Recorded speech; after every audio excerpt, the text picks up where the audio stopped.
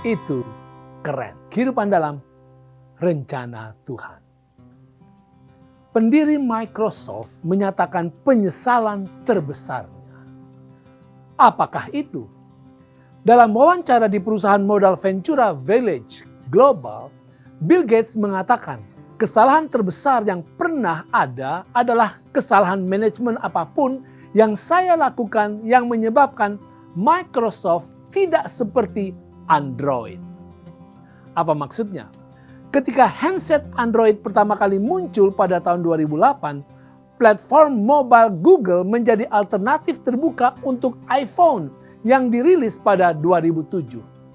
Microsoft kemudian juga menciptakan platform Windows Mobile, tetapi gagal. Tidak berkembang secara meluas. Kalau Bill Gates menyesal dan merasakan kegagalan, itu adalah wajar karena dia adalah manusia biasa. Tetapi yang mengejutkan adalah apabila Alkitab utarakan tentang penyesalan Tuhan. Mari kita lihat. Kejadian 6 ayat 5 dan 6 mengatakan, ketika dilihat Tuhan bahwa kejahatan manusia besar di bumi dan bahwa segala kecenderungan hatinya selalu membuahkan kejahatan semata-mata, maka menyesallah Tuhan bahwa ia telah menjadikan manusia di bumi dan hal itu memilukan hatinya. Kejadian 6 ayat 5 dan 6 adalah kontras dari apa yang dinyatakan oleh Kejadian 1 ayat 31.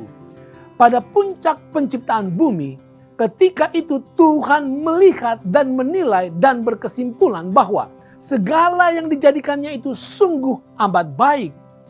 Tetapi setelah itu terjadi degradasi. Seakan-akan kedua ayat ini mengungkapkan bahwa bumi yang sungguh amat baik telah menjadi sungguh amat jahat.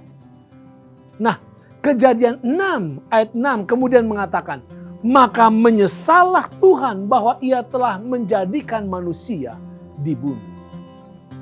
Kemerosotan moral manusia, apakah karena Allah telah salah perhitungan? Apakah Allah telah membuat produk yang gagal seperti Bill Gates?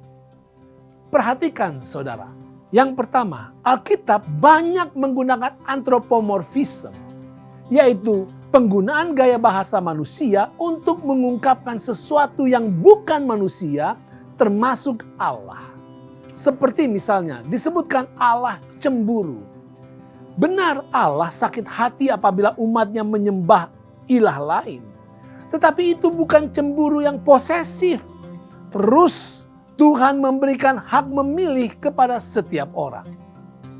Juga dikatakan bahwa Allah murka. Benar Tuhan marah dan akan bertindak tegas terhadap kejahatan. Tetapi bukan dalam arti marah yang tidak terkendali, marah yang merusak, ataupun murka yang lepas kendali. Jadi Allah menyesal dalam Kejadian 6 ayat 6 adalah sebuah anthropomorphism.